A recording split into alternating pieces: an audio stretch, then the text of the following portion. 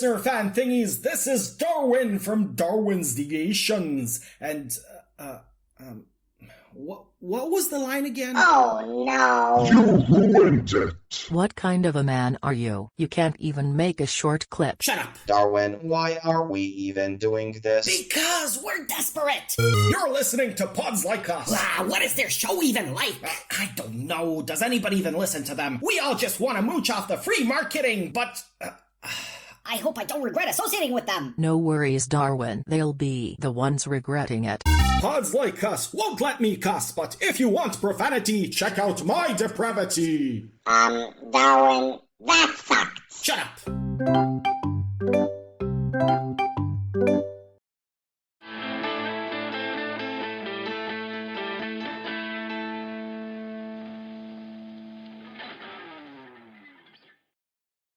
Hello and welcome to Pods Like Us. I'm Martin Quibell, known to my friends as Marv, and this time I'm speaking with the Crescent Hare, otherwise known as Christina.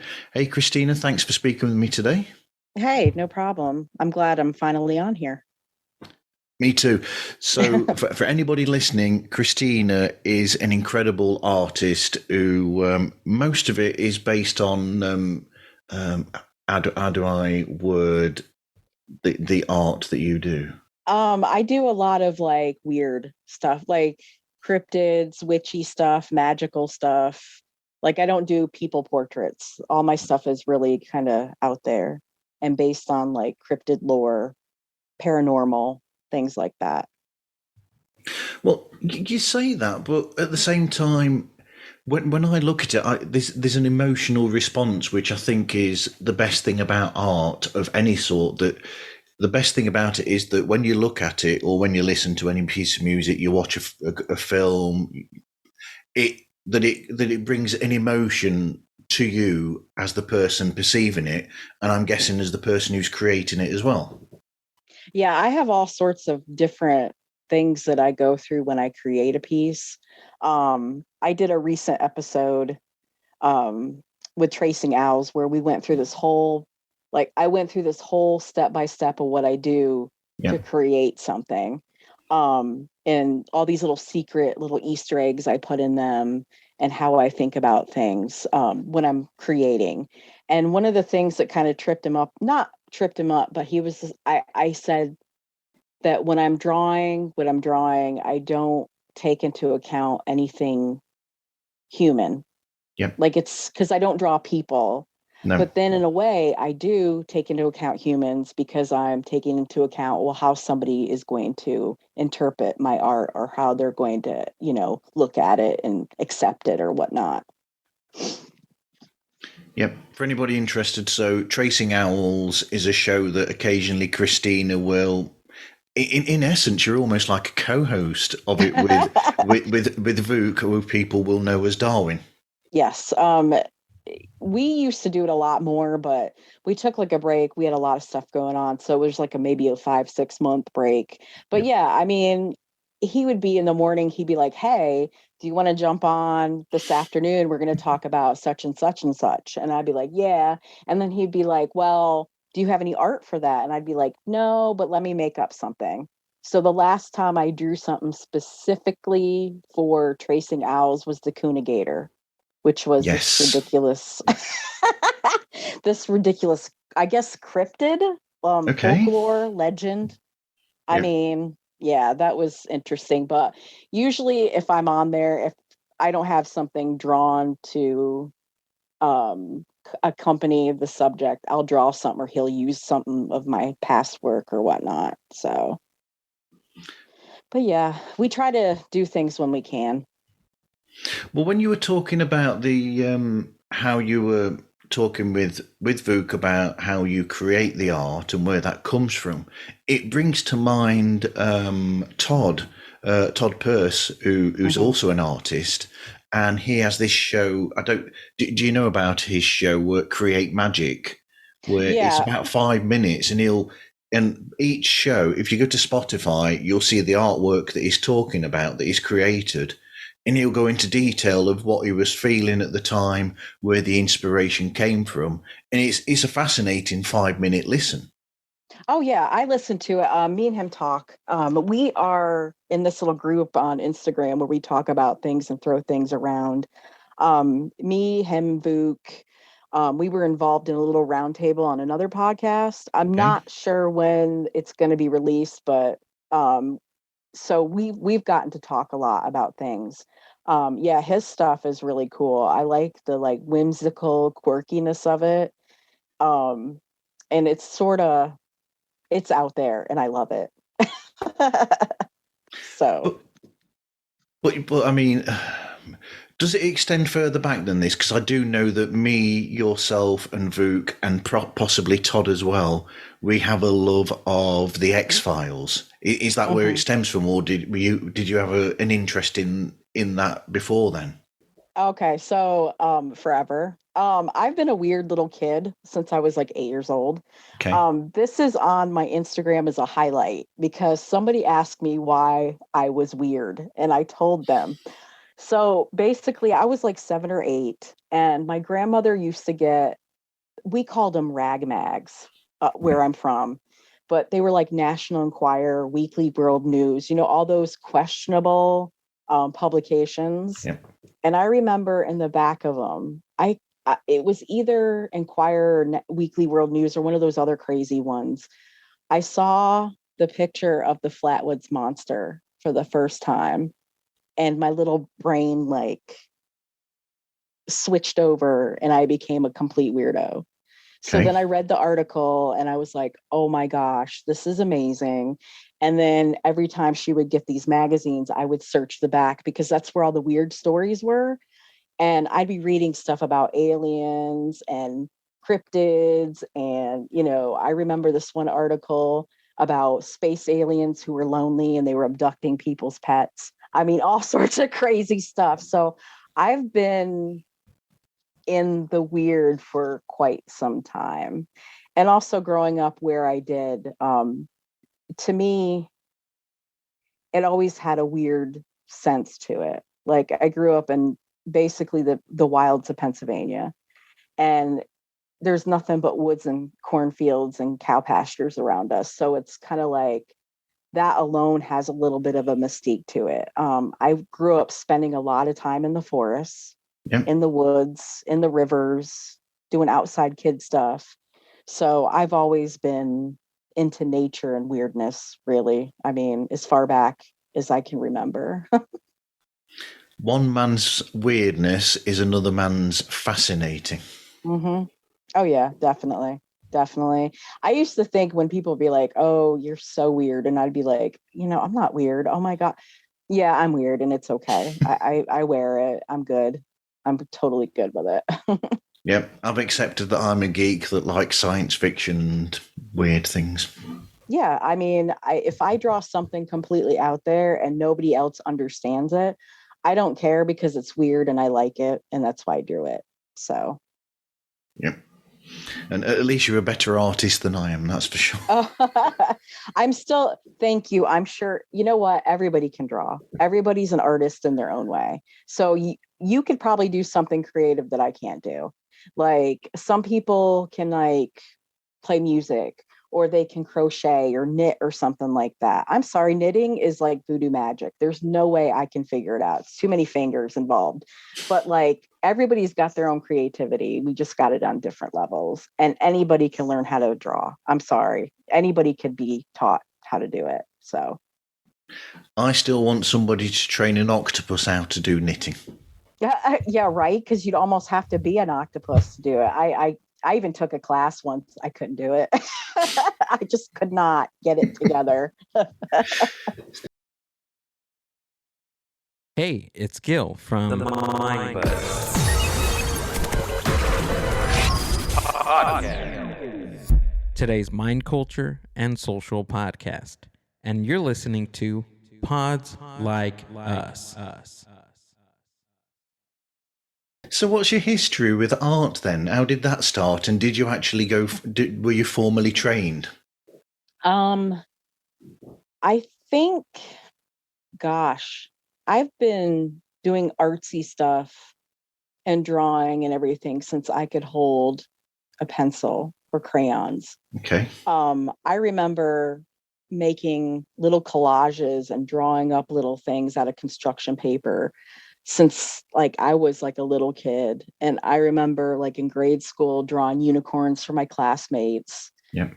Like, because I grew up, I was born in 77. So I grew up in the 80s for a big chunk of my childhood. And, we were all unicorn crazy back then. Yep. And so I drew unicorns for like my classmates. I would be the weird kid in the back of the class doodling and getting in trouble because I wasn't paying attention. But I was like, wait a minute, I got to put this tail on this unicorn. It's almost done. I don't have time to listen to you. So, and then it basically translated into high school. High school, it was like art. I like to say I was a good student, but only when it came to like creativity. Like I was really good in like the art classes, but everything else I was kind of like, I just wasn't interested. And then by the time I got to like 12th grade, I had 4 art classes in a day because Wow. I'd done all my credits. When I was, growing up in high school, it wasn't the best, I guess you could say the best home environment. So for me, drawing, like staying up drawing all night, drawing unicorns and dragons and whatever else I wanted to draw, it was more of like an escape at that Yep. point. And then I graduate from high school, I get into the real world, and I kind of stepped away from art for a while, because real world, you're thrown into the workplace, you got to make your money. And then I had my daughter, and then I just kind of like art just didn't happen for a while. I was working a full-time job, doing the whole mom working thing. And then later on, I got to the point where I was like, I have to do something. Like I'm really tired of working these jobs where it's not what I want to do. So then I went to graphic design school, which was okay. It was a 2-year program. I learned some stuff. It was a community college, which I'm not complaining about community colleges. They're awesome and they're affordable here. But a lot of the stuff I learned on my own. When I got out, I got a design job for a university. It was really intense and kind of made me not want to be a designer. Like it was a really toxic, awful environment. And I kind of left that kind of floating around like, I don't know what I'm doing next. After I left, I relocated back here to where I was raised. And I actually went to art school here just to kind of brush up on things, relearn some bad habits that I had. And I finished that, and now I draw cryptids and weird stuff. And yeah, that's how it all kind of came together for me. So Okay, I think that leads us nicely, if I remember correctly, into this. Hello, guys. This is Vuk from Tracing Owls podcast, or rather, you may know me as Darwin from Darwin's Deviations. Now, Christina here has been a longtime collaborator of mine. She has been a part of Tracing Owls from the very start. She created the logo for my show, and we have sat down and had so many wonderful, magnificent, very inspirational chats. I see our chats as art pieces that we have created together. Now, knowing Christina for a while, I am aware that Christina resides in a more rural, more heavily wooded area where she is directly exposed to nature. And it is evident to me and to many other people that Christina's artwork is heavily inspired by the natural world she resides in. So my question to Christina today would be, though your own art is inspired by nature, how has the process of creating your art inspired you to form a more deeper and more colorful appreciation of the natural world around you? As during your artistry, you are focusing your intent and channeling the natural surroundings around you. Has this artistic process throughout the years taught you to bond with your natural surroundings in a more intricate and more deep emotional way? holy cow. Wow, that's some question there, Vuk. But I expect it from him, so it's all good. I think to answer his question, it has. Like there's going to be times where I'm stuck on something. Like I'm going to use an example from an episode we actually did. Yeah. There's this little known cryptid called the Iskadunk, and we had a conversation about it, and there's like a paragraph of it, and he asked me if I wanted to do art for it, and so I drew the Iskadunk. Well, a couple of the things that are out there on this creature, it's like line drawings and it's kind of weird looking. And I was like, I feel like I could do better with this. So what I did was I actually went out and did research. Like I thought about, okay, there's this creature. We know it looks kind of like a seal, but it's got this wheel for a tail. How would it use this wheel? Like I actually went through and did some research on it. And in doing that, I kind of got a little bit better with looking at the way nature inspires us and how nature fits in with certain things. So if I had to say if it strengthened that, it does. Because there's been times where, like the Iskadunk, I've been a little stuck on it. Like I just didn't want to draw a seal with a tail. You know, I wanted to do something a little bit differently. And that's when I look to nature. I mean, that's usually anytime I'm stuck with something, I look at something natural. Like I look up, uh, you should see my photo roll, like my camera roll on my phone. I've got so many reference pictures of different things. My Pinterest boards reference pictures of all these things, like, you know, trees, rivers, creatures, all sorts of stuff. So, yeah, I would say it really did strengthen because I don't recall doing that so much before. Yeah. Before it was like, I may crack open a book and look at a reference, you know, like we all do. But yeah, now it's like nature is so concrete for me to look at when I'm drawing anything really. So I make a big deal about making things look unnatural but natural at the same time. So if that makes sense. It In so does. many words. It does. I mean, a lot of these things are based on nature anyway. So you'll find things where a lot of them are a mix, a cross between, you know, people have thought about these things. So it's a cross between this animal with that one. Like you were saying earlier, the coonigator is basically a raccoon and an alligator, essentially.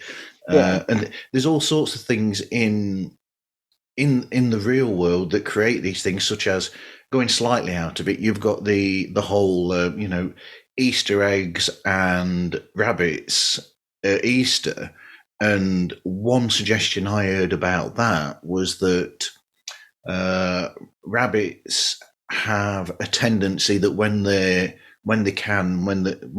worried about being preyed upon, if they can see a hole somewhere, they will go and hide inside that hole.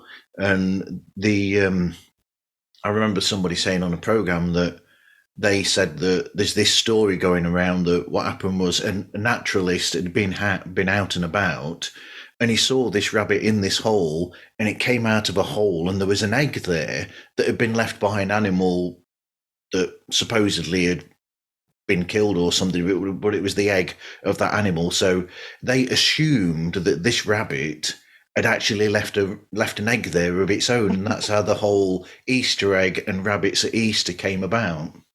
Yeah, I've heard that. I tend to look at the old paganism for that, like the hare, the rabbit being a symbolism for, you know, rebirth, and Yep. the eggs being symbolism for fertility. Yep. I tend to take holidays and look at them that way, because I don't practice any Christianity, any religion like that. I really, when it comes to nature as well, and this is why it works so well for me, I'm more in tune with like the paganistic kind of view.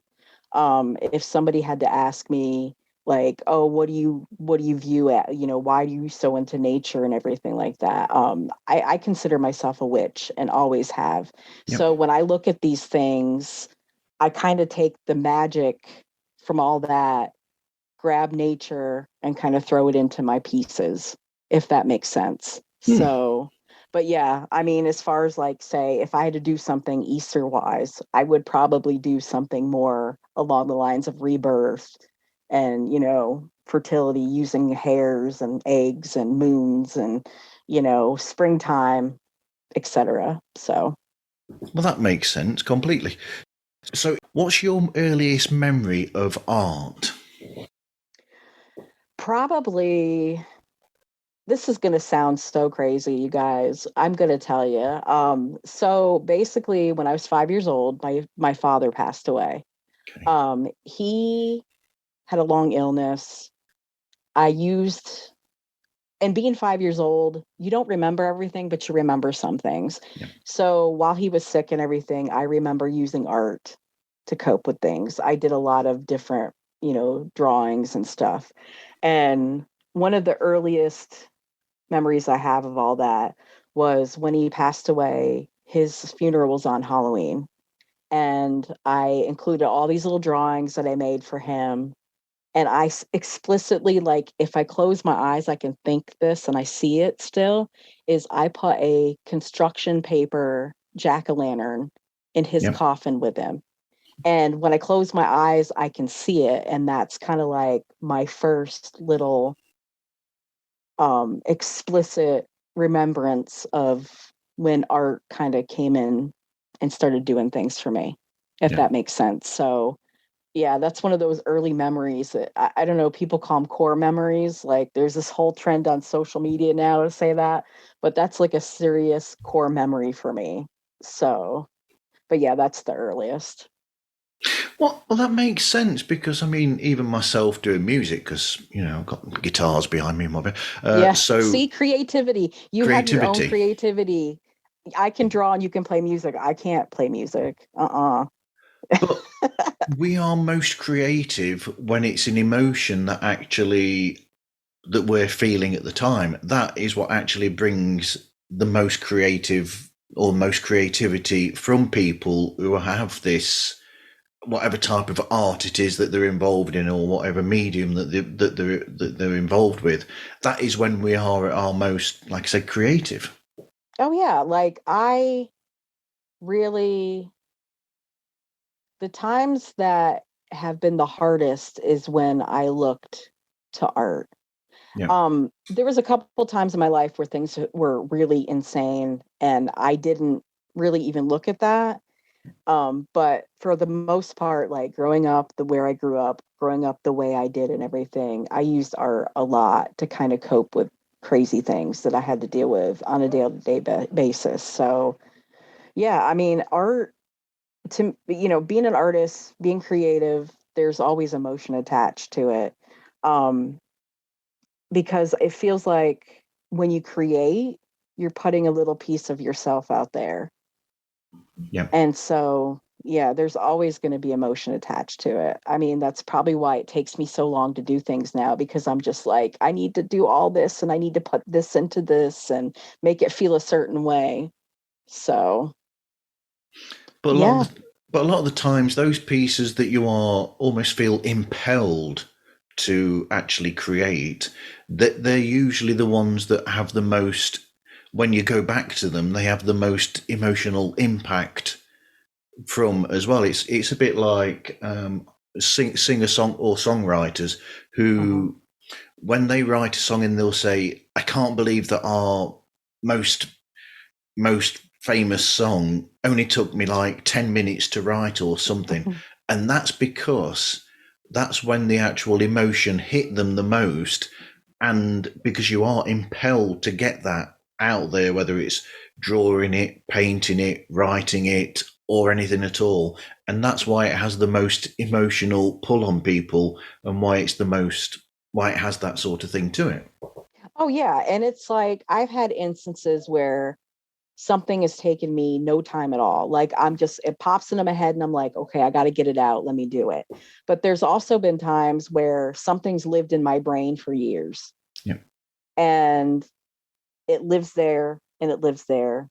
And I always call my brain my filing cabinet.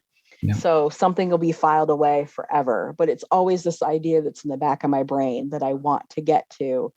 and something will remind me of it, or we'll be having a conversation about it, or I'll see something on TV, or something will just happen and it'll remind me about this idea. And then the next thing to do is to get it out on paper.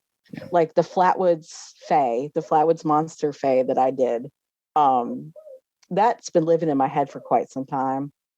And it's not until I had that conversation, the round table that I told you I recorded, that it actually was like, listen, I got to do this. I have to get this out. And the next day or two, I had it out. And then that snowballed into a project where I was like, you know what? I'm going to draw cryptids as fae. I did the interview with Tracing Owls where we talked about that. So it all kind of came full circle. So that those ideas are not living in my head as much in the filing cabinet. They're actually in the front being implemented. But yeah, I mean, I have stuff. I have all these things I want to do. And it's kind of like, sometimes at the end of the day, I'm like, am I ever going to have time to do all this? Like, how can I make this happen?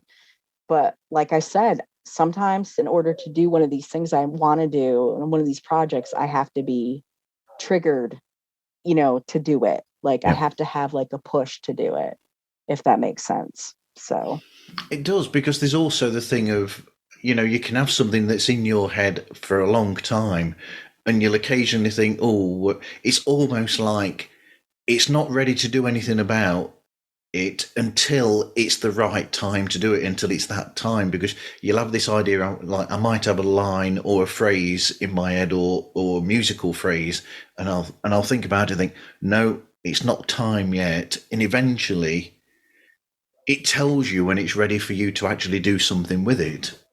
Yeah, it's like idea. Yeah, it's like planting seeds. Yeah. Like you plant these seeds and you watch them and you're hoping that they bloom. Well, sometimes you may plant a bunch of seeds. Most of them germinate right then and there, and it's good, but you always have those stragglers that take longer to germinate. And it's like, because they need extra attention, they need extra sunshine or whatever. It's kind of like, it's exactly how it is. You have to have all these ideas bouncing around in your brain until it's the right time to implement it. So, but we're not quite as multi-talented as someone like Todd, though, who does music and art. Yeah, I don't know. I'm a bit envious of that, but yeah, me too. Like, because I get probably because I have a lot going on with life in general, but I get real envious because I remember being in design school. I was considerably younger, but being in design school, getting 2 hours of sleep a night because I was doing creative stuff all night long. Now I'm like, if I'm not in bed by like 12:30, I don't know what to do the next day. I'm just like, life is not going to be good. I'm going to drink a gallon of coffee. I'm not going to get started until about noon. I mean, it's like how every day I kind of like beat myself up. Like, how can I be more productive? Yep. And I don't think I need to beat myself up. So I mean, he's incredibly talented. A lot of people I know are incredibly talented, and I want to know their secrets. Absolutely. And here we go, really good transition. That leads us into this. Hey, Christina, how's it going, friend? I hope all is lovely and you're having a great conversation with Martin. He asked me earlier to send over a little question for y'all, and I am going to do that now. I wish I could have joined live, but I have a karate class with the little dude right around the same time you're recording, so... Yeah, here it goes. Christina, one of my favorite things in our conversations has been how you give backstories to all of these amazing creatures and cryptids and fae entities that you are illustrating. And my question right now would be, what is your favorite of all the backstories that you've given these beautiful little critters that you've created? Yeah, I hope you enjoy the rest of the conversation, and I'm stoked to hear what you have to say. I'll talk to both of you later. Bye. Yeah, that's so when I draw things, I tend to create a little backstory with them. Yep. Goop thinks I need to publish it. Like he says, you need to, get it all down, publish it, make like a book. And I'm just like, I want to, I just got to find the time, which translates to, I have to make the time. So Yep. the question old as time, right? You just got to make time for things. So like, I think my favorite, months and months ago, like last year, I had this crazy idea in my brain to make the Flatwoods monster a little bit more magical. Like, Yep. Folklore, the pop culture is she's this alien, I call her a she because her name is Francine, just so we're clear. Okay. um Pop culture deems that this creature came from another planet, came from space by way of a spaceship, and scared the crap out of these kids and became a local legend and then become a world legend. I was like, what if she wasn't like that? What if she was actually magical? What if she was only here to do something magical? And I was like, okay, she came from outer space, but she came here as a space witch. And Okay. she's going to teach special magic to other cryptids. And the first round of cryptids I had her teaching magic to was the Fresno night crawlers, because those little critters are so cute and they make me smile. Yep. So I did this piece that I want to revisit and redo, where she's teaching them special space magic. So I had this whole little thing where she's at a certain place, she's teaching them how to be magical so they can continue going out into the world and doing what they got to do. And she's going to leave soon, and she's going to go to another dimension and teach cryptids there how to be magical. And then I kept forwarding that story, and then I did another piece where there's Fresno night crawlers in a forest around a forest fire practicing magic. So I kind of like took that and I ran with it and kind of did a little bit of a theme. So that's probably the first story and one of my most favorite stories, because I was able to take it and kind of push it forward. I have it all written down, I think, in my Google Drive, but since then, every little character I do has a little story, a backstory. I give them a name usually. And then I kind of like do a history, like a thing like, okay, this is what they do. This is how they happen. This is what this little creature would be doing every day. In the interview I did with Vuk when I was on his podcast recently, I talked about how I give all my creatures a job. Like I give them an assignment. And then we talked about how I feel like all these creatures are fae or elementals. So I kind of take all that feeling and put them into these backstories. So, but yeah, long answer, short question. But that's me. That's what I do. But yes, Braxy the Space Witch is about my favorite, because I think it was like my first one coming up with an idea like that. So there you go, Todd. There we go, Todd.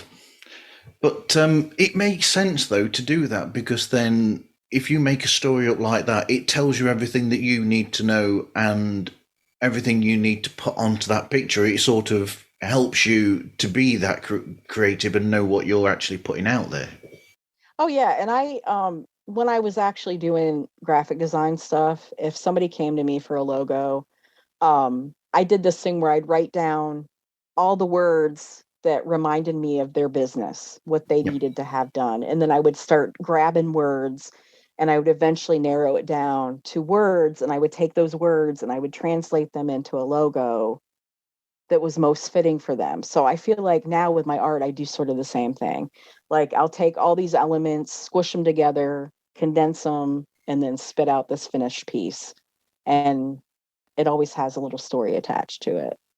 So, but I mean, Todd mentioned that in his question, but at the same time, to give him his due, it's just the same sort of thing as Todd does with these little quotes or these things that he these little bits that he writes on his pieces of art a lot, where he'll write something there and then that dictates in essence what the actual picture it will be to go with that phrase or whatever is written on the page. Yeah, he's illustrating it. Like Yeah. he's illustrating the phrase. So if you don't know really what's going on, and you don't want to form your own opinion, or you don't want to know exactly like what you think about something, he's already done it for you. He tells you the words he wants you to have. He tells you how he expects you to maybe take it. I love his little critters, like his little gnomes with the moons on their foreheads and the Yes. one tooth, or the little comic books. I just love all that. Like I want to get to that point where I'm like Todd and I do all that stuff just like him. Like I want to be Todd when I grow up. So Do any of us want to grow up, really? yeah, nah, like I said, I'm 45 and I'm still, I don't know, I think I'm still in my 20s. So sometimes I wake up and my knee hurts or my back hurts and I'm like, I'm 45. But then I'm just like, wait a minute now, I'm 22. So yeah, nobody wants to grow up. It's no fun to grow up. But don't you find that the way that you do your artwork, it's helpful in a way, because then people can then look at the artwork in a sense, because it's not got it's a different style altogether to Todd. So Todd's will say this. I mean, in a sense, Todd reminds me of the old, some political or, sort of artwork that people used to do where they had something was meant by it, where they'd have, a reason behind it. Yeah, there's a statement with it. There's a statement there, and they're trying to get a point across. Whereas your artwork, because you've not got the writing on there, and you do come up with a story to give you the idea, but in a way, because that's not actually there, people who look at that artwork can look at the artwork, and it's almost like they look at it, but they're putting a bit of themselves into it when they look to try and get what they perceive from that. Oh yeah, and he does the same thing. Like he puts his words with it and everything, which is brilliant. I love. Before I ever talked to him, I was following him on Instagram, and I just love his little I just love his little creatures. I love the style. Like it's so. I like the textural elements. Like I want to reach out and like touch some of the textures he's got on his works. I love the words and how out there a lot of them are, and it's just so mystifying to me. But I think even though with me, I don't put words with mine. Yeah. I'm not a big fan of me putting typography on my work. Yeah. Because I don't feel like that's something I want to do. If people want to do it, that's fine. I'm just saying for me, I don't feel like it's something I wanted to do. But yeah, if I do something, I want you to see what you're going to see in it. And I want you to take it how you're going to take it. But part of me always hopes that when you look at it, you know what I'm trying to say. If that makes sense. Like I try to make things organic enough where you're like, oh, okay, I know what she's trying to say. So. My name is Dr. Sally Grissom, and I invented time travel. That wasn't my goal, but then one minute I'm in my lab, and the next I'm in the middle of a 1940s military experiment. The Office of Developed Anomalous Resources took my invention and immediately did what shadowy government agencies do, turned it into a weapon for the dawning Cold War. I've changed a whole lot of history since then, and I don't think you could say it was all for the better. It's all my new friends and I can do to make sure Odar doesn't tear the fabric of space-time apart at the seams. And if you can hear this, then maybe, just maybe, we didn't f*** it all up. But I wouldn't bet money on it.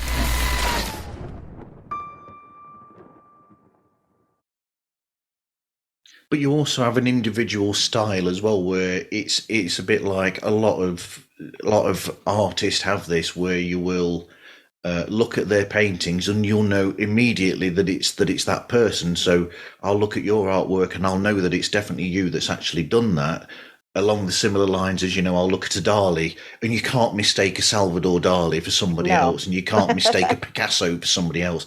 No. So if you find these artists where they are themselves and they really put themselves into there, and they're not just doing art for the, to quote the famous song by 10cc, you're not doing art for art's sake. You're doing it for your own self because it's a part of you, and that's how those people are. That are where you can actually see there and know that it is them that's done it. Yeah, and I think with going with style, I think I've just recently kind of like finally settled into my style. Like it took a good long while. I think I had a lot of growth because I've had so much time to work on things. I've taken some classes on Skillshare. I'm not even going to lie, because to me, you could be the best artist ever. You could be the best at what you're doing.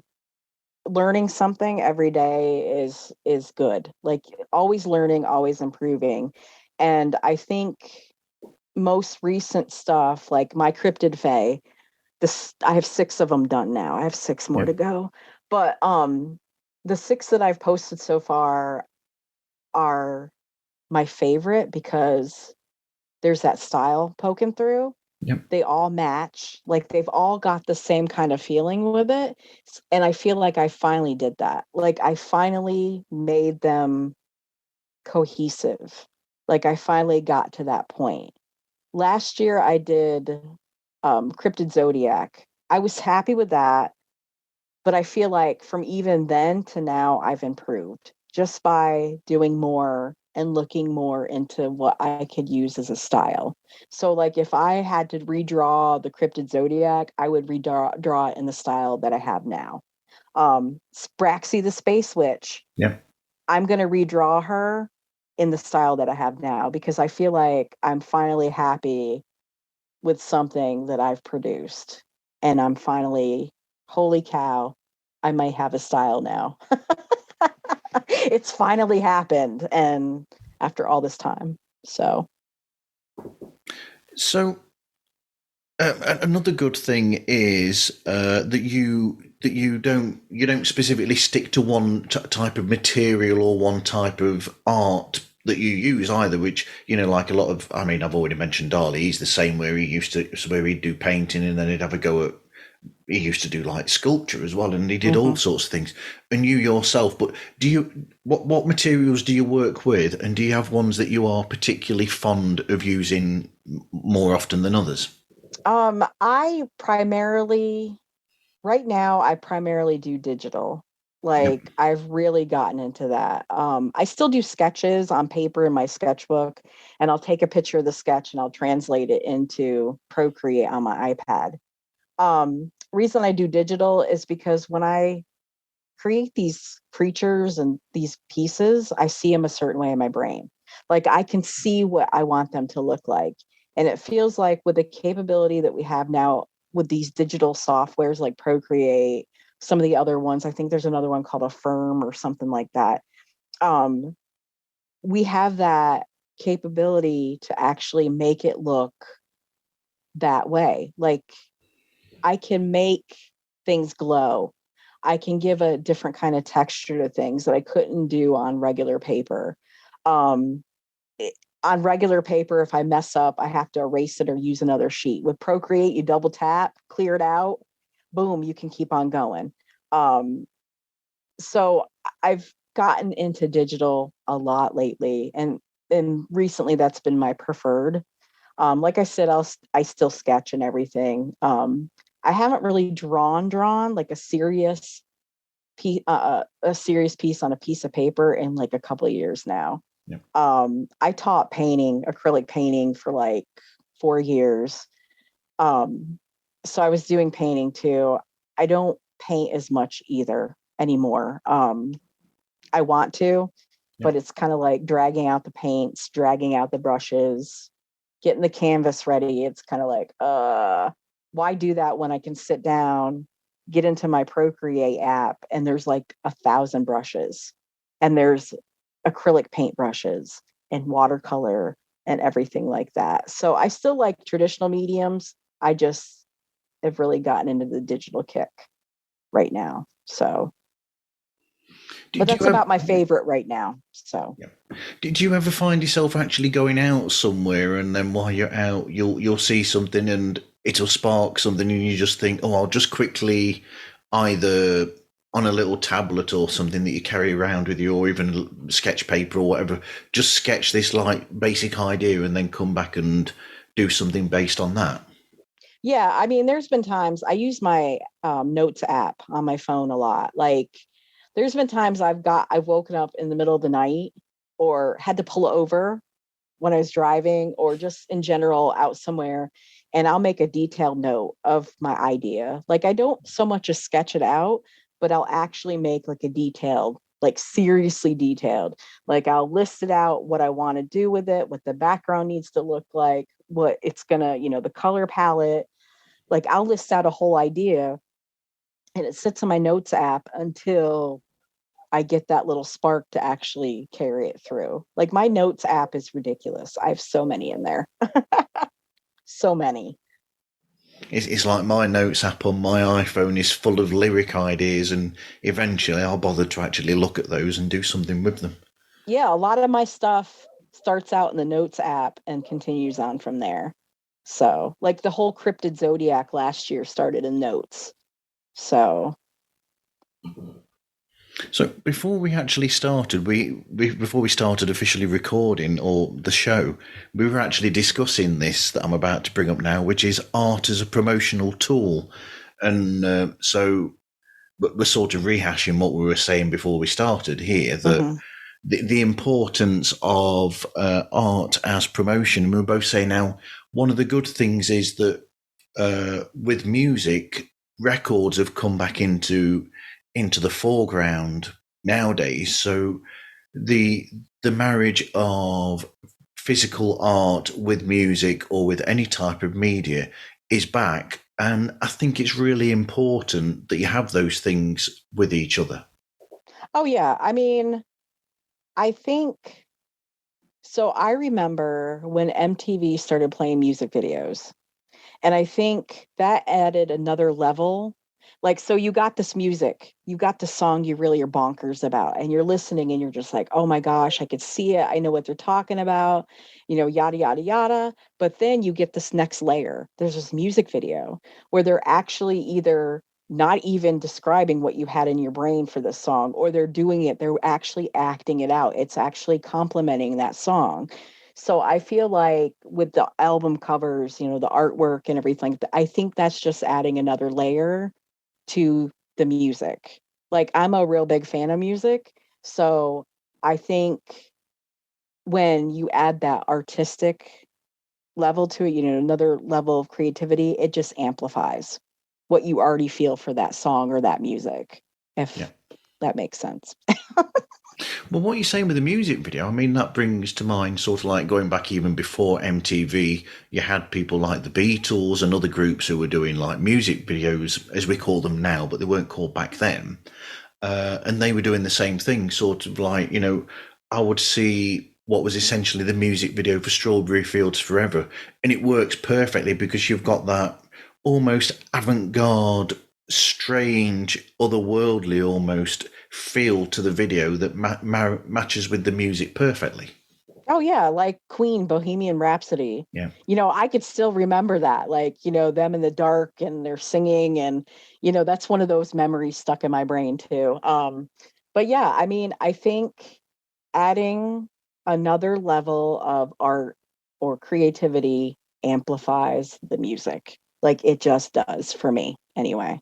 So, but coming to the world of podcast, it's the same there, I think, with logos, like the logo that you did for Tracing Owls.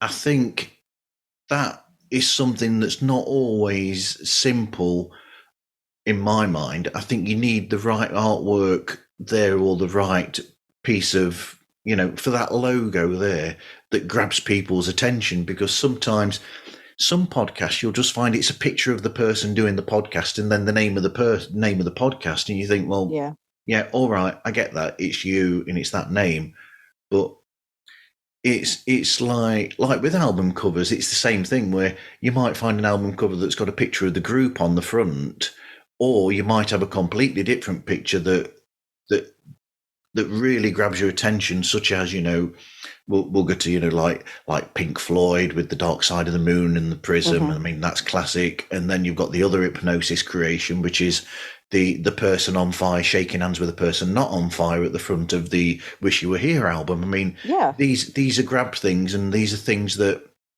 grab the person in even more. Yeah, and the thing is, to go back to that logos and everything, like, you have a podcast Yeah. and you've put up this picture, and, like, let's say it is a picture of you with the name of the podcast. Your picture stacked up against another podcast, like if you're going through Spotify, and they actually have a graphic picture, like they have like colors, words, it's very dynamic. Which one are you going to look at first? Possibly Yeah. you're going to look at the one that's more graphic and more dynamic. When we see a famous logo, like, we all know what the Nike logo looks like, Yeah. or the Apple logo looks like. It's all about remembering, it's all about, how do I want to say it? It's familiar. Yeah. Like, it catches your attention, and then it kind of sticks in your brain pan, and it kind of hangs around forever. So I think when somebody takes what they do and they add that level of creativity or that art to it, it makes it more memorable over if they didn't. Like, I'm more apt to remember a album cover or a logo or a podcast cover if it's more creative and more thought out than I am if they just have a picture of them or a picture of the band, or just the name of their business. So that's my take on it. So But at the probably from same, being a yeah. graphic designer too, I had to do some of that stuff. So Yeah, but there's another thing where if you're using a picture of yourself or something, there's a difference there as well, where you can just use a basic, straightforward picture of yourself, or going back to the example of the Beatles, where, you've got the Rubber Soul famous cover of that. Mhm. And the reason why that's better than an ordinary picture is because of the distorted feel of it, where yeah, apparently what happened there was they were looking at the picture and accidentally it folded or whatever when they were looking, and it stretched the picture out by accident, and they said, well, that's what we want, is that. So yeah, it wasn't a and it basic picture, works. it had a distorted feel to it, and it works. Whereas Mhm. if they'd have kept it as normal as just the normal original picture of it, it wouldn't have the same sort of attention grab as it has. Yeah, because we all know well, not all of us, but we all know what the Beatles look like. We know Yeah. who they look like. And if they just had a picture of the Beatles on the front, the band members, we'd be like, oh, that's the Beatles. But now, because they've added a different level, we're like, wow, okay, that's Rubber Soul. That's the album by the Beatles. But I remember it because the album cover is pretty cool, So that's my mom's favorite album by them, by the way. So I know exactly what you're talking about with the cover. That's good to know.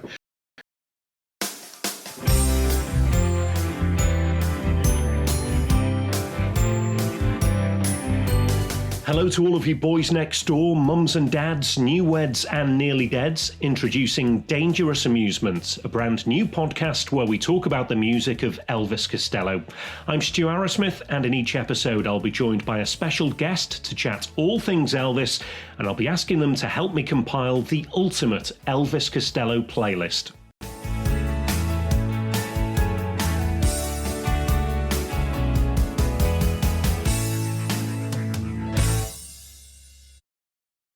So, what artist inspire you?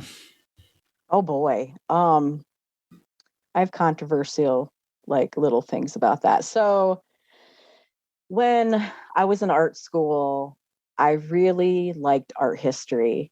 So one of my top artists, and I don't know if it, I have artists I really love, and I don't know, they inspire me, but I don't think their stuff falls into any of my stuff. Like Van Gogh, I love his stuff. Like, I just love, love, love it. I love the look of it.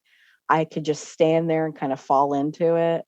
Matisse is another one Purple Robe and Peonies is like one of my favorite paintings. And I got to actually see it in person. And I was like, oh my gosh, Wow. fangirling. It was amazing. Some of Picasso's stuff is good. Like Guernica is really kind of, wow, that's amazing. But some of his other stuff, like, I don't care for him as a person. Yep. So I kind of have to separate that, just like you would for other people. But you know, that stuff's really good. I think some of the Renaissance stuff out there, not necessarily the religious paintings, but like Bosch, his stuff with like the demons and, you know, hell and, you know, the heaven and hell, the triptychs that he used to do. I love sitting there and looking through those and finding out, like picking out every little detail, like the little cat looking demons Yeah. and the demons eating the guys. You know, it's just so cool to me. And then I just like a lot of the Renaissance stuff and I could probably pick out names, but there's so many. I just like the look in general. Like they use a lot of different painting techniques. And I just love how textural it is. I love texture. I'm so into that. So when I look at one of their paintings and there's like cracks and age and gilded gold frames and everything, it makes me feel something because so much care was put into that piece that we don't see now.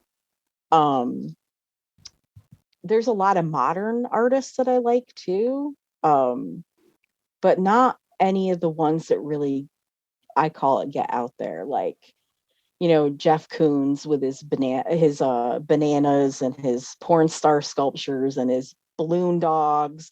I'm just like, whatever. Like, I could take it or leave it. Damien Hirst is like, you know, I could take it or leave it. More likely leave it. But, you know, there's more old stuff than new stuff that I'm into.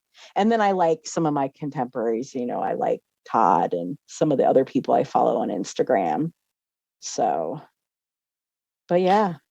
But what you were saying there, I mean, that's something that I really love when I've been to galleries and I've looked at some artwork and I've thought some of those older ones that, like you said, there's the textural thing to it where you'll look at it and because there's times where they will paint and then they'll paint again over that to whatever, and it's like it's almost not quite, but it's almost like a 3-dimensional image in a sense because things stick out because of the paint on top of paint on top of paint and the layers as well, and that's something that I find fascinating. Oh yeah, and what's cool too is like if they didn't like something, they would just paint over it and keep on trucking. But you can see shadows still. Like some paintings, if you get up close enough, you can see the shadow of what they had before.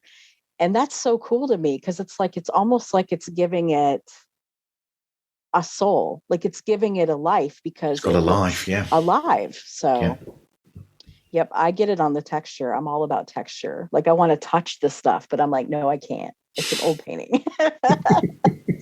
It's a shame you can't get a copy. I know, right? I want to get right up there and look at the brush strokes. I got in trouble once at a museum because, you know, I got real close and I'm looking at the brush strokes and they were like, you have to step back. And I'm like, but I'm looking at the brush strokes. You have to step back. You're too close. And I'm just like, I'm sorry, but I was looking at the brush strokes. So yeah, it was just funny. I think it was a Monet that I was looking at. I wanted to see the brush strokes. So yeah. If there's a Doc Brown out there, Christina wants you to take her back to the times when these things were made. Yes, exactly. Like I wanna see all those things. I want to see how they did that. But I mean, that as far as like artists I like, those are the ones that I like. There's other stuff that pops up and I don't even remember like who did it. It just kind of like floats by in my brain and I'm just like, that was really cool. And if I saw the painting or the piece and then they attached it to the artist, I'd probably remember. But yeah, there's so many more that I like that I just can't name all at once. So absolutely. So My other half, Louise, has written some questions out, and she said, Okay. "So, have you got a favourite era of art?" I don't know. By the way, all her little baked goods that you post on Instagram look amazing. And oh, I always want them. Very talented, just I'm very talented. I'm very lucky. Yes, yes, you are. So favorite, I would say probably I like the Renaissance stuff. And then I like the whole like Van Gogh's era, all the impressionists. I like that whole era. And then I like the era of like the Moulin Rouge posters, like Lautrec, Toulouse-Lautrec and everything. I like all that kind of Art Deco-ish kind of stuff going on. And then I like some of the stuff coming out like the 60s and the 70s where it was starting to get more political and whatnot. Um, Stuff in the 80s, yeah. And then I like some of the stuff. I like stuff coming out now because, us as artists, we have different tools. We have more things we can do. We just don't have canvas and paper. We can actually do things digital and 3D. So I like a lot of the stuff that's coming out now, but I don't have like a specific era that I gravitate to as a whole. It's an interesting time at the moment because it's almost as though with a lot of forms of media and art, you have periods where it's very quick, and you'll go from this to this to this to this, and you see a change in our art, and these things are. But for a while, there's been a sort of like steady, not much going on, and then recently there's been a surge with art where, like yourself and with Todd and people, there's this different style that's come out, I feel.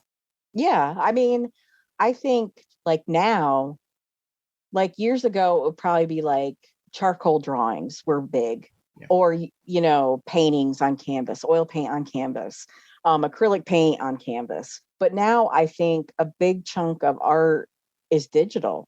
Yeah. Like we've gone to digital. And now there's a whole other conversation about, AI. Is that art? You know what I mean? So it's, I think we're just with art, it's just going to keep evolving as we keep going. And before you know, it'll be like on, Star Wars, where it's a holograph and you can point at it, move it around and stuff. So, yeah. Absolutely. And, I'm not sure whether you could answer this. Louise said, have you got a favourite artist? Oh, how about I phrase it like this? If I had an artist that I liked most of their work and I could call them favorite, it would be Van Gogh, of course. So like his stuff is really awesome to me.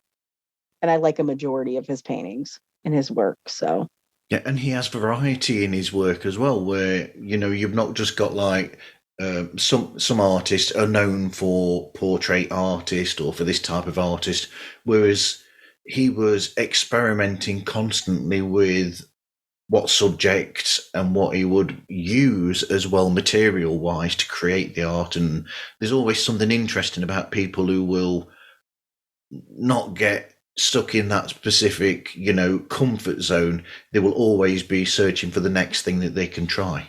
Oh yeah, and he put so much emotion into it. Like his paintings, his artwork went by his moods. Yeah. Because he had a lot of mental illness and depression and whatnot. So when you look at some of his stuff, you can kind of see where his brain was at that particular time. And I don't know, I feel like I identify with that. Like, you're not going to be, drawing happy frogs and rainbows all the time because our brains are not like that. And a lot of us have a lot of underlying issues where we may have days where we're just completely, feeling like dog poo, but, it either reflects or it doesn't reflect. And for him, it was so biographical. If you look at all of his paintings, if you stack them together, you almost like you saw his moods, like you could kind of see like a pattern. So, but if I had a favorite one, he'd be it. But that's a good thing in artists that I like. So I mean, if you go back to you've got that. It's almost as though those people are scatterbrained, where their heads are always changing and moving around, and they've always got these things. It's like, you go really much further back than that. You've got somebody like Da Vinci who with his artwork, he used to, so you'd get like, you get the famous, you get the Mona Lisa or whatever, and then you get all these other things as well, where he was always creating and always trying new things, and there's always that, and that's, I think, the most interesting thing about art that I like anyway, where they're always looking at different mediums. Oh yeah, and like, to me, Da Vinci is also, not only is he an artist, he's an engineer. Yeah. Like, I mean, all that stuff he came up with was not just art, it was actual engineered items that nobody had ever heard of. So he was on a whole other level. So, well, he created the helicopter about 100 and something years before helicopters were invented. Exactly. Yep. Medical, diagrams and parts of people that we didn't know existed before, all sorts of crazy stuff. So yeah, a total engineer artist for sure. Ahead of his time. Yeah, very ahead of his time. I mean, I find it interesting where I've looked at books about Da Vinci, and there's books in there, and they found like little drawings that he would do and he really, really studied like the human form or the forms of things, and you'd find like little diagrams where he's worked out, how this works on a person's body and how this works, and it's incredible. Yeah, I mean, he's one of those people where if he was going to draw something or paint something or a subject, he got his hands dirty. Like, he actually dove in to find out what's going on, and he actually translated it into his art and his little engineered stuff. So yeah, he's a cool dude. Real cool dude. Absolutely. What we got now? Are there any galleries that you've really enjoyed visiting, specific, or ones that jump out? I think, as far as like museums and whatnot, I haven't gotten a chance to go to a lot of them, probably because of where I live right now. But when I lived in Raleigh, North Carolina, the North Carolina Museum of Art is there. And the cool thing about that is it's kept going by donors and sponsors and whatnot. So admission is free. So if you wanted to go every day and go to the museum, you could just stroll through and look at everything. I think because of that and all the variety of stuff they have and how it's set up, and the new building that they have, that's probably my favorite place. I've been to some smaller galleries, like little local folky galleries and such. But as far as an actual museum, that's my favorite because I don't have a lot to compare it with. So. Okay, so I love this question from Louise as well. She said, what one painting do you wish, or what one piece of art do you wish that you actually owned?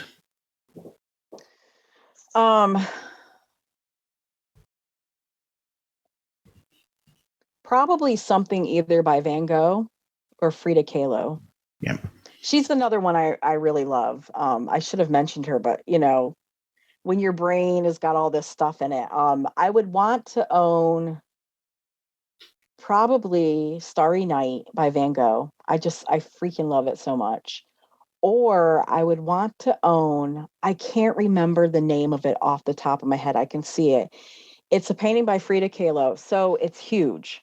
Yep. And it's two sides of her. It's like the modern side and then the traditional Mexican side of her. And they're both connected by a tube and hearts and whatnot. And it's basically a statement of her saying, if she goes to be, if she tries to be this one part of her, is she going to lose the other part of her? If I could own a painting, it would be that, because it's so, I don't know, I get a lot out of it when I look at it, like you would a lot of her paintings. But that's one of my ones too, that if I could own it, I would. And I'd want to own a Matisse as well. I don't care what, I just would want to own a Matisse. So when you create your own art yourself, do you always create it with the story first and then go to the artwork, or is it different each time? It depends. Most of the time, I do the sketch and do like a little story with it, and then it goes on to become a finished piece. Sometimes I'll do the story and then because it's already up there, it's kind of cooking. And I'll do the piece first and then I'll create the story. But usually it's the other way around. So story then piece. Welcome to the Greek Mythology Short Stories Podcast. This podcast is hosted by Eric and Shane. Shane is a robot under Eric's control, but he sounds way better than him. Every episode in this podcast is a short story from Greek mythology. The podcast will cover the mighty gods, the great heroes, the cunning villains, and much more. I hope you enjoy this podcast and stay tuned for future episodes.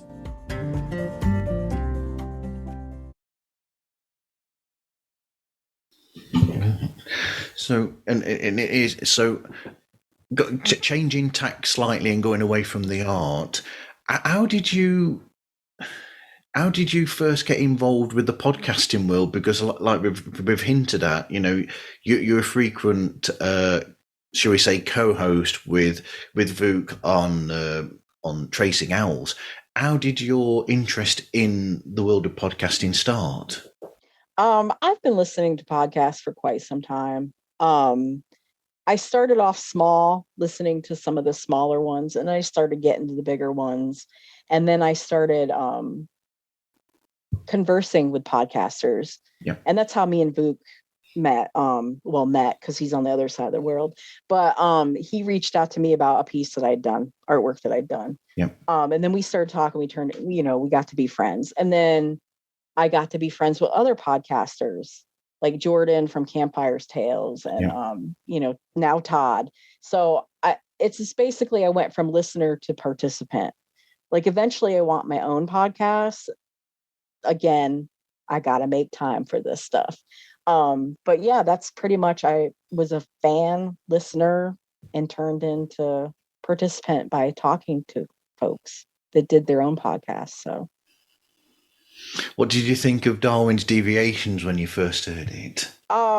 So I didn't know about his podcast, and then we started talking, and then he was like, well, you should listen to my podcast. And he told me what episode to start on. And I went in and I listened, and I was like, this is insane. And I love it. Yes. Like it sounded like, and I questioned him and I was like, it's so good. Like the production is so good and it's just you. Like it was insane to me. And I liked it too, because he just said whatever, didn't worry, wasn't concerned with offending anybody. He just was basically stating, things that he wanted to state. The quality of the podcast, I would giggle. I'd always learn something. It was just really entertaining. So yeah, I mean, it was crazy. It was bonkers, off the wall, but I loved it. So I remember when I first listened to it. I mean, it's strange because I was listening to it, and at the same, you're right. It is bonkers. It's very, I've said to him before, very almost Monty Python-esque. Yeah. in a sense, but at the same time, with that, the creativity is almost like an audio painting in a sense, where his creativity has got all these different layers and different textures to it, and then at the end you've got this almost audio picture. Oh yeah, like the quality and the creativeness behind that podcast. Like when I first heard it, I was like, I have not heard anything like this before. No. Because usually, we all know podcasts. It's like, okay, we're going to talk about the Mothman and I'm going to read it off Wikipedia, or I'm going to read it off a script, and it's going to be the same level of voice, and it's not going to be any background music, and you're going to tell everybody exactly everything they already know. So there's no newness. It's just very kind of, but then you get his podcast, you get Darwin's Deviations, and he's screaming at you and making noise and got creatures and characters and says some crazy stuff. But then at the end, you're like, damn, I learned about XYZ today and I didn't know about that. Yeah. And was I supposed to be offended? I wasn't offended, but was I supposed to be offended? You know what I mean? So yeah, I mean, I kind of wish that he would come back with that, but I understand, sometimes you got to move on and do some other things. So Yeah. To use a musical metaphor, you can only make Dark Side of the Moon once. You can yeah, never make it again. no. I would agree with you on that one. So. Although I have said to him, I like the fact that he's still using some of that creativity occasionally in tracing owls, because there was an episode that he did with you where you lost connection or something, and there'd been the bark of the dog in the background or something. And you made out that some creature that you've been talking about had kidnapped you and taken you away, and then you'd fought it off and you came back or something. And I thought, that's Vuk perfectly, his creativity coming to the fore again. Yeah, he could have just been like, yo, her dog's a big mouth, he's barking. But no, he made it sound like the Rougarou came and attacked me because we were talking. It's just, and even like he'll have an episode where he's like, well, listen to this episode, it's just me talking. And I'm just like, but there's still a Darwin's deviation-esque level to it. Like, if that's his stuff, that's his thing. So yeah, I mean, I agree with you on that one. There's always going to be that little piece of Darwin in his podcast episodes. So yeah, but he doesn't like the whole one person talking on a microphone to you, the listener, and just saying there's this, and giving you all the facts and all the information, this, that, and the other. And there we go, we finished the episode. Go off. You've learned something now. Goodbye. And this sort of thing. He always wants to say, well, I just did this. It's just me talking. But there's always a level we hear where it's just not him talking. There's always something in there. And he's probably going to hear this and be like, that's not true. And I'm like, yes, there's always a little bit of Darwin in every episode, even though it's just you talking. There's always the entertainment side of him, or the fun side and the creative side of him getting out. Oh yeah, there. that's always there. It's not just him being monologue and talking about Flatwoods Monster and telling the story and goodbye, thanks for listening. He's always got something in there. So absolutely. So if anybody wants to start in the world of art, what would your suggestion be?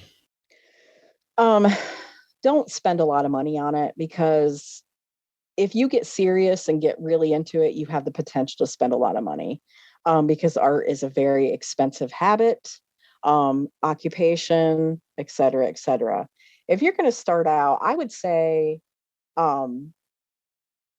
get yourself some paper, get you some decent pencils, like different grades of pencils, work with them a little bit, kind of like shade things out, see how the pencils work, kind of get an understanding of that. You don't have to draw like the Sistine Chapel, just get like a little understanding of things.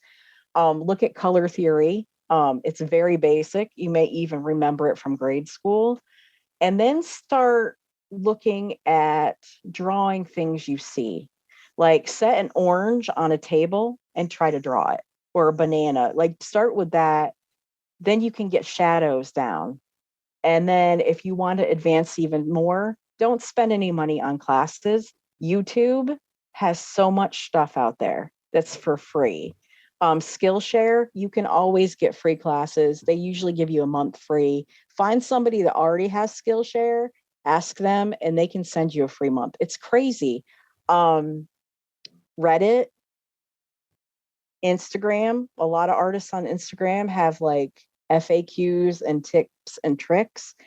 It's basically just starting small and kind of practice and get to where you want to be. None of us are born knowing how to be artists. We actually have to do it, and we actually have to practice. So as long as you get your mind on it, start doing it, practice, anybody can draw. Anybody. That's my whole thing. I believe anybody can, because I taught people that never picked up a paintbrush how to paint. So, that's my advice for people. Also, it's going to sound so terrible. Don't go to art school unless it's really your thing, because you can either get an education that's worth something that you really learned a lot of good stuff in, or you could go and get ego and attitude and get abused. So, those are the two things. If I could look back, I don't know if I would have went to art school again, but I'm glad I went to art school, but I already knew some of the stuff that they taught. And I think I was lucky as to where I went, because I had friends that went to other more well-known schools, and it was a really bad experience. And they left with ego. They left like feeling like they'd just been taken advantage of. So it's like one of those things, like, don't go to art school until you know you want to go and you're going to make a life out of it and whatnot. Because to me, being an artist, that's not one of those things you need a degree for, because you just don't. You just don't. So. Oh, speaking of dogs. Yep. I'm probably going to have an invader here in a minute. Yeah, probably. But so, I mean, looking at the picture, for instance, because you mentioned shadows and the importance of learning shadows, I look at the picture that you did for the Tracing Owls logo, and that's a perfect example of that, because I just see the eyes, and then is it sort of like reflection, or is it? I mean, what was the idea behind that actual picture? Basically, you know what? Can we stop just for 1 second? Okay. I have to go out and rescue the dogs. I'll be right back, because my youngest one, my puppy, is going crazy. I'll be right back. Okay.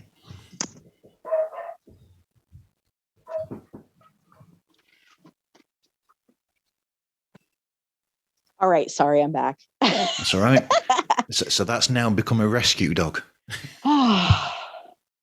It started pouring outside. Yep. And they were barking and acting crazy because they may get wet and melt. So I had to go out and rescue them. So, but yeah, and my puppy is insane. So I have to like grab her and put her in her crate to calm down. So I got my little bit of exercise. So yeah, well, what were you thinking then when you were doing the picture for Tracing Owls? So Vuk was like, we got in the subject of owls, like, and how, like, Flatwoods Monster may have been an owl. Yep. Mothman may have been an owl or some sort of bird. And we kind of got into that. And then it was around the time where he named the podcast. And I think I took like 5 minutes and sketched something out for him. And he was like, well, what if we could show the owl with like a reflection of Flatwoods and Mothman behind it? And I sketched something out for him. He loved it. And then I kind of went forward with it. So it's basically, a lot of it's his input, and I just kind of like translated his brain for him on this. Yeah. And it only took like 15 minutes. So it was awesome. So essentially he's come out with the story that you'd normally write for your own pictures. So he's come up with a story for you to then base a picture around. Yeah, he basically was like, well, this is what I'm thinking. And then I was like, okay, I could do something with that. And I did it. So yeah, I mean, basically the same thing. Like, he came up with a story, he gave it to me, I translated it. So basically what I do now, like you said. So, hey, this is Tim from Bad Counsel. You want some good counsel?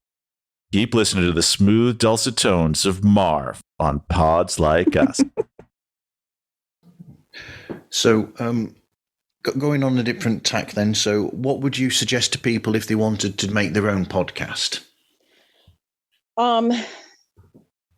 When I think about it and wanting to do my own podcast, I think it's been helpful to be friends with podcasters. Yeah. Because, you always have somebody you can kind of ask about things. You also find out like the background secrets. Like, you find out that it may take 10 hours to edit a really involved episode, or you find out what's the best software to use, or you find out what's the best microphone. microphone, headphones to use, things like that. I think it would be harder if you just went in straight out the gate, not knowing anybody that's a podcaster. I think that would be more difficult than if you did know somebody who was a podcaster. So I think that that's something that's really handy to have, is that knowledge. So.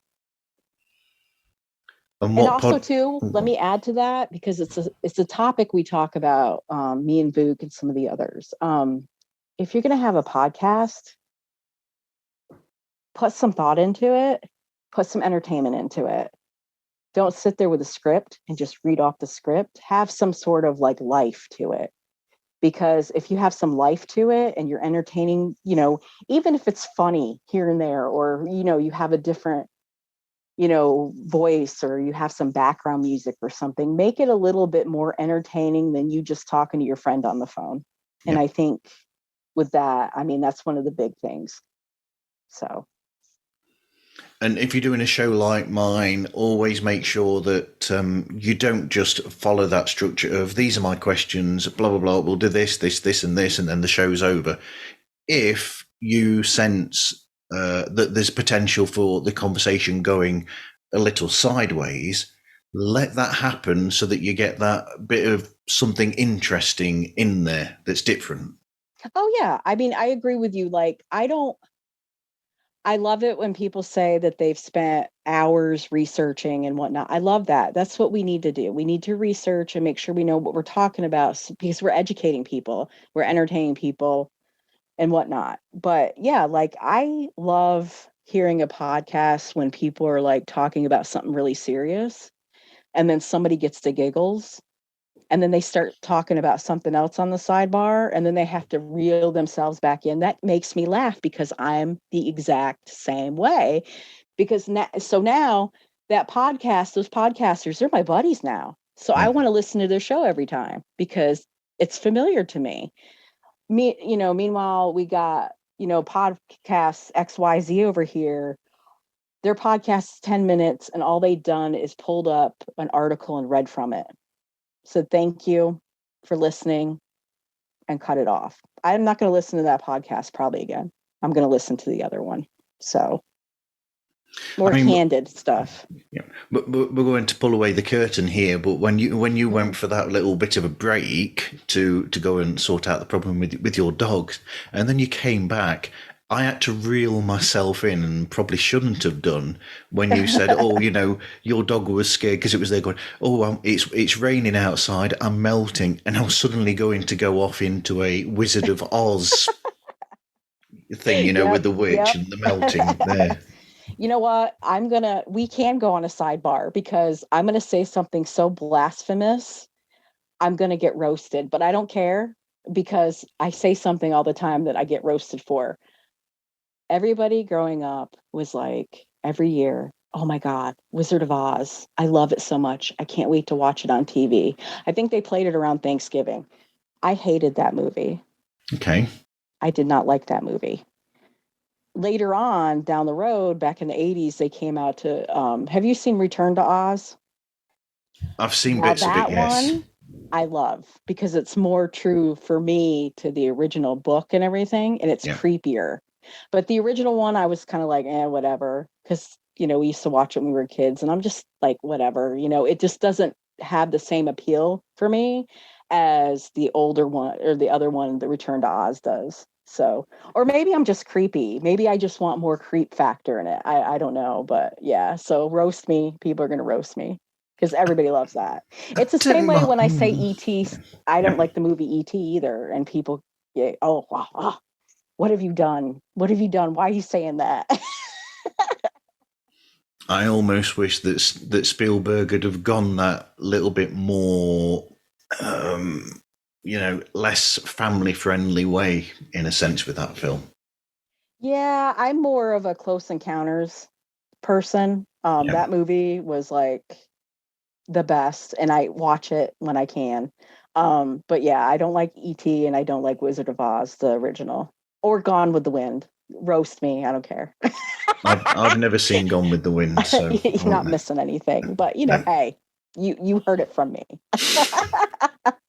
I don't mind the original Wizard of Oz, I suppose, at a push, but then again, I've only ever seen the film once. Yeah, I don't know. I thought maybe it was because, my family would be like, we need to watch this every year.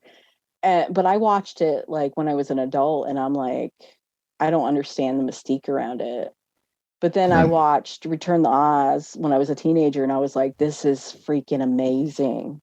Oh my gosh, the lady changes out her heads and stuff. How awesome is this, So I mean, and Gone with the Wind, I think that's like an American thing, as far as like it's a tradition to watch it and whatnot. And I'm just like, I don't understand. Why.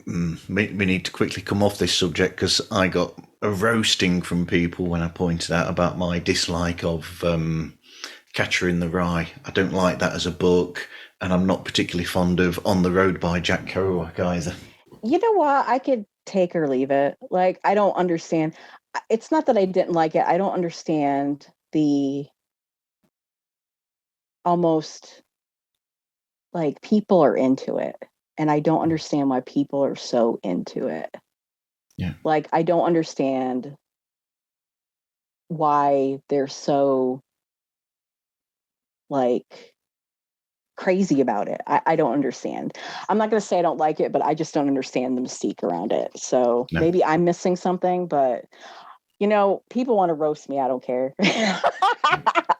No. And like, I'm not insulting anybody. I'm just saying I don't like something. Okay. But when you say that about Return to Oz, I mean, and people were sort of saying, "Oh, I'm not sure about that film. It's a bit dark, and it's not like the original film." And I think, no, but like you said, it's. I mean, I can't get to them at the moment. They're hidden in a bookshelf over there somewhere. That's behind other stuff. It's out of camera shot, so I'm not going to show anybody because it's all messy over there. And but I've actually got a set of the books by L. Frank Baum, so I've got the books, and they are, like you said, the Return to Oz is more like the books, which are a really good read if you're open to something that's got that's very not really anti, but not Disney-fied. Yeah, exactly. And I feel like the original, Wizard of Oz, I think it's very family friendly. There's some questionable things in it because of when it was done. We have different standards now, but I mean, I read the book after I watched that, and yeah, like the Return to Oz, I think there's another movie too after that. I believe, I can't even think about it right now, what it's called, but they're more in line with the original books, and that's what I like about it. So I don't know, maybe, like I said, maybe I'm just creepy. I don't know. I like the creepiness, the darkness of it, but can't draw anything creepy. I fail at that all the time, but yeah, I like the creepiness of it. So. But they have the same problem with the Disney version of Alice in Wonderland. Mm-hmm. That's Little Mermaid. Yes. I mean, if you really want to be depressed, go read The Little Mermaid. Like, it's pretty intense. But yeah, I mean, that's the thing. Like, I don't normally like the Disney-fied stuff. I like the more grittier stuff. And I'm very particular about what I like to consume book-wise and also like TV and movie-wise. So. What's up, everybody? This is Chris from the podcast Real Film Reviewed, and you're listening to Marv on Pods Like Us. So where's the best place to find your work and to get in touch with you? Probably the best spot right now is Instagram. I post a lot of stuff on Instagram. So it's the Crescent Hare, all one word. The crescent is in moon, hare is in bunny, giant bunny. I post most new stuff on Instagram. I post announcements and whatnot. My shop is thecrescenthare.com. It leads you right to my big cartel.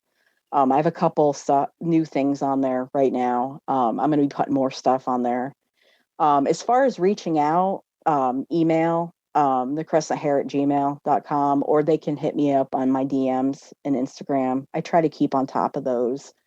There's also a contact on my website. I've forayed into like being on Reddit and some of those other things, but I'm still getting into it. Like I'm still trying to like get over that hump, and trying to promote my art. So yeah, those are about the best spots to get me is Instagram and my email or my website. So. Well, I think Instagram is the perfect social media for that because it is an artistic. If you use it correctly, it's an artistic medium where it's about pictures anyway for the most part. So it's a perfect social media for that. Oh yeah, because there's a lot of different visual stuff.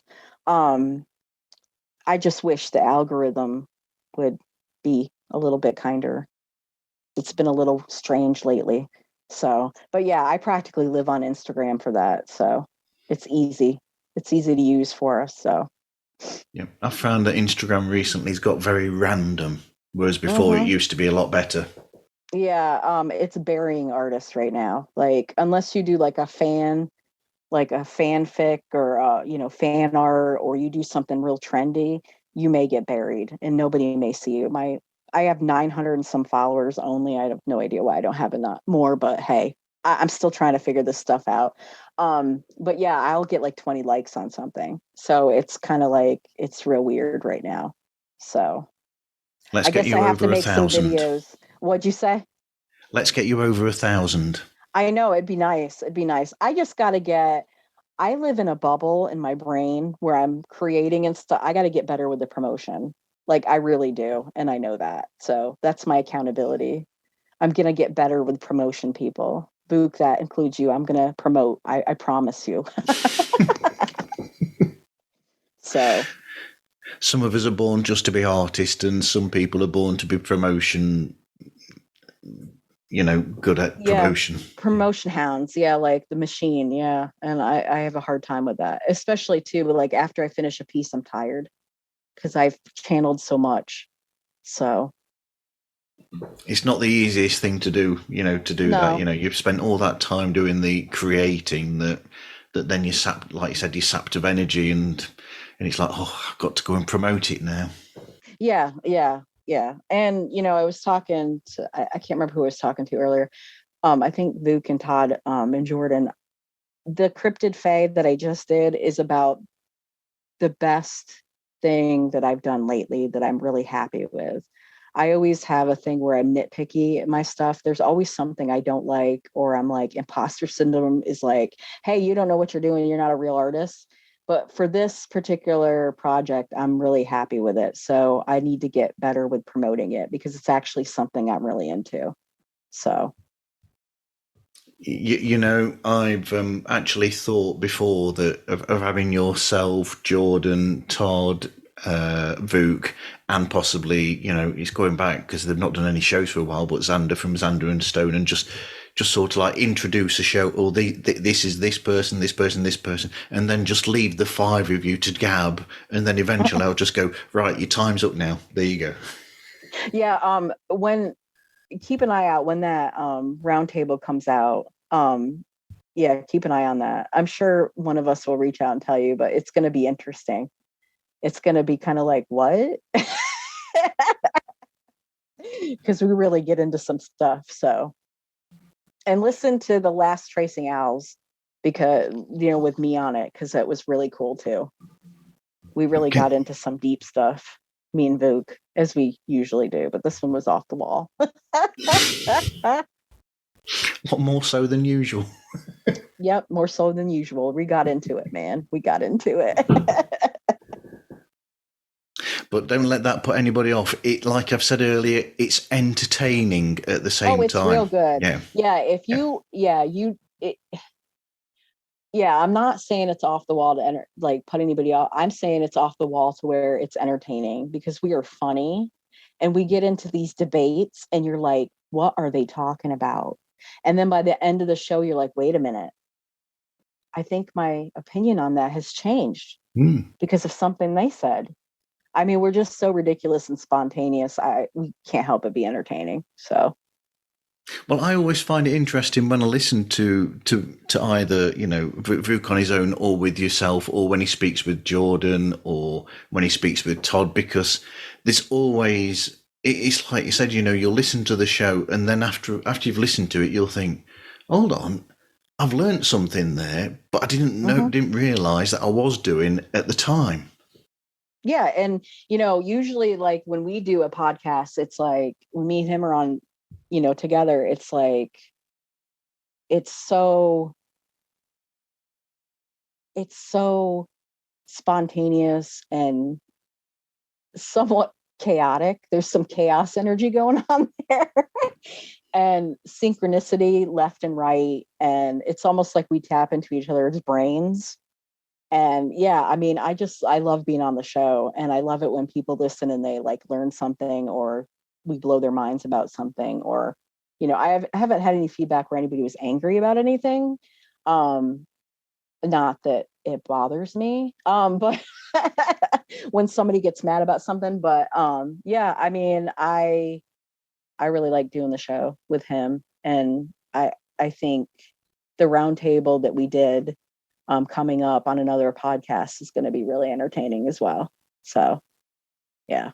But one of the most interesting things when you're both talking with each other or speaking with each other is that you'll be talking on a specific subject, and then one of you will mention something in passing or just say something as you're carrying on. You'll just go, oh well, is this blah blah, and then you carry on with that, and the other person picks up on it, and you suddenly go off on such a tangent for a while, and then somewhere or another, I don't know how you do it, but you naturally bring it back to what you were originally talking about. But it's those little tangents where you're like, oh, it's like the show, the conversation has a life all of its own. I think it's just the way we work. It's our dynamic. I think because I think we're both maniacs about it. So I think, and like I said, I think our brains connect somehow.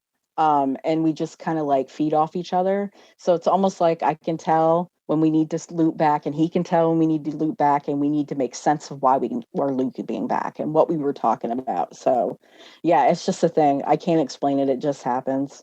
I think it's just because we're people that we are and we get along. So that's just the way it happens, I guess. It's that podcast magic. It is. Right, and back to the podcast magic now then. So you can find me just by looking for Pods Like Us everywhere, Twitter, Instagram, and TikTok. And you can contact me through podslikeus@gmail.com. Anyway, thanks for speaking with me today, Christina. Yeah, it was fun. It was really fun. Thanks for having me on. I'm glad I finally got to come on. Me too. Me too. The stars aligned just right. The planets lined up and it all happened. I'm almost tempted to ask for artwork that's got that on the stars and then the alignment of. Yeah, if you ever need anything, just let me know. Okay. Anyway, thank you everyone for listening, and I hope you listen again to another episode of Pods Like Us.